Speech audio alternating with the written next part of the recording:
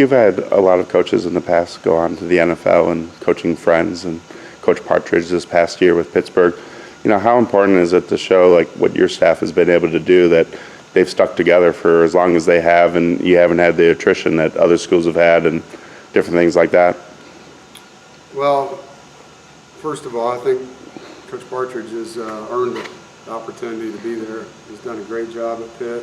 He and I were college teammates, and then have worked together at Drake and at Wisconsin, so I know how good a coach he is. He's had a lot of opportunities to leave there. I know raising his daughters in Pittsburgh was important to him.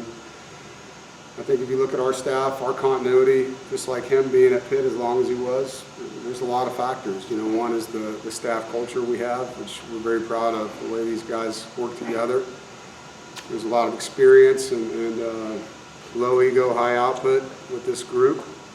But the quality of life in Raleigh is big time, man. I mean, raising children in this city or grandchildren, whatever it may be, it's a great place to live. And so that helps, and then Boo's done a tremendous job, helping out in the resource areas for these coaches and for our recruiting staff, and all the things that make the coaches' jobs better is having great support around them. So, yeah, we're fortunate, to have such a good, experienced staff that's stuck together the way they have.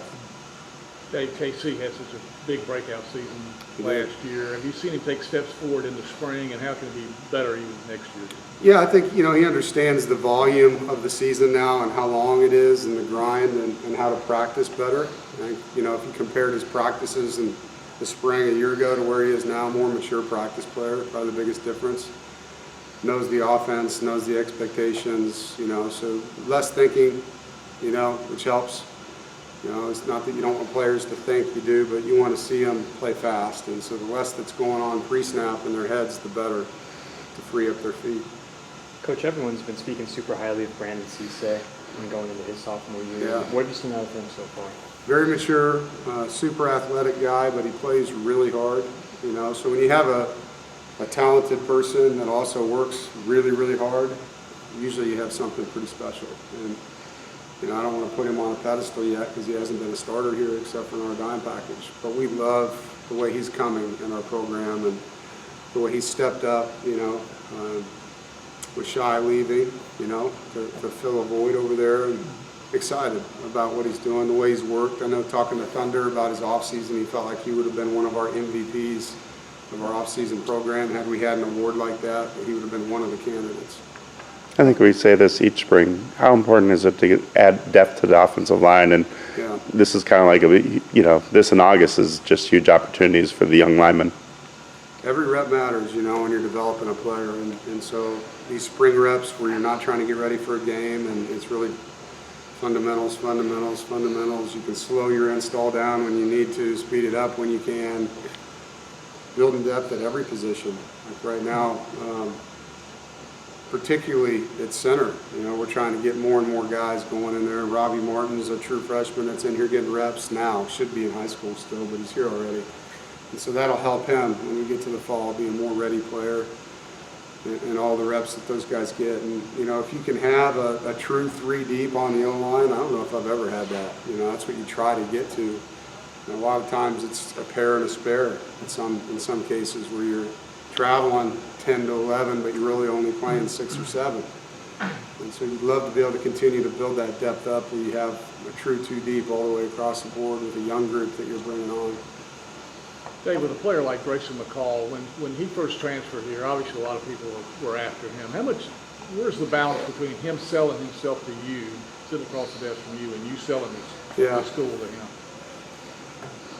I think it depends on the player. In his case, 3-time player of the year in that league, he didn't have to sell himself to us. It was more about getting to know each other at that point because we didn't recruit him in high school, but he was a North Carolina native coming from Charlotte.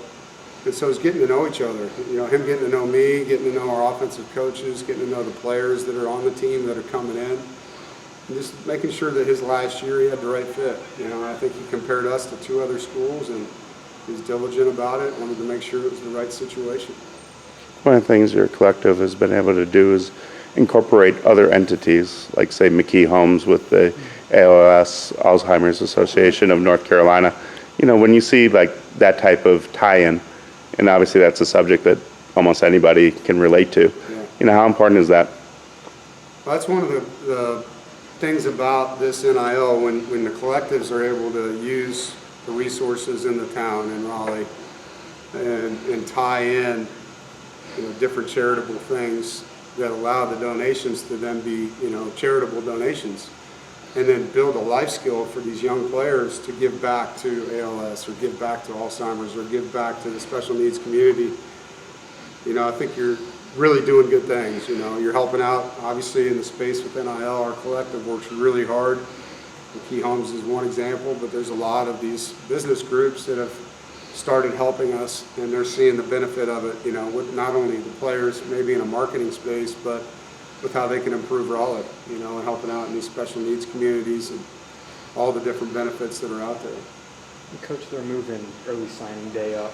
Yeah. I just wondered if you had any thoughts on that. Yeah, it's interesting. I'm glad that it's not at the same time or after when the portal opened, I guess. I think that was one thing we all wanted. There's some things that came along with it I don't really understand, like a dead period. Basically, the entire month of December, except for 1 week now, is dead. And so it makes it hard, to recruit all these guys that you might be recruiting in the portal, and there's 1 week to bring them on campus, and some of them are still in school, going to class. It's going to be tough. I don't really understand that. I wish they would kind of separate the high school players and the portal players and maybe have different calendars in December for them, because we're signing the high school players now December 4th.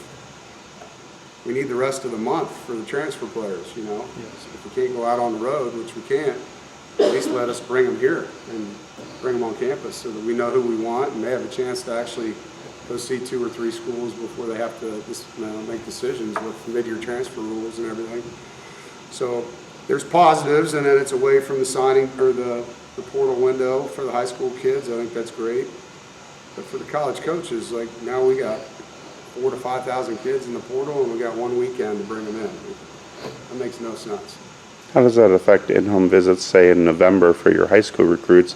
And then on the flip side, it's a nice problem to have, but some coaches are going to be playing for a conference tournament or conference title, and oh, by the way, there's signing day. Well, we can't do home visits in November. Yeah. Would that be something you'd want to change? No. No. We're in the middle of our season. There's no way we could do that, and they're in the middle of theirs, the benefit of December was being able to go into the homes of the kids, and now that's changed as well. And so it's just, a lot of these decisions are being made without the impact of the entire calendar being looked at, in my opinion, or let's just fix this, realize that extends into a lot of things right there, And had the signing date gone to June, like I think a lot of us thought it was going to, then the December thing wouldn't have been a problem anymore, But it's just the way it is, and, bend your knees, you get flexible, and you do the best you can. Have you seen Jordan Waters settle in? Last question. Have you seen Jordan Waters settle in?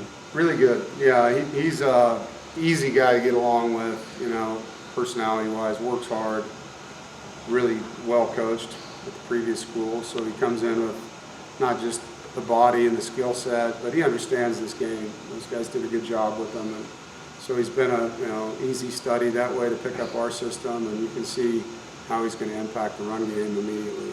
Thank you, guys.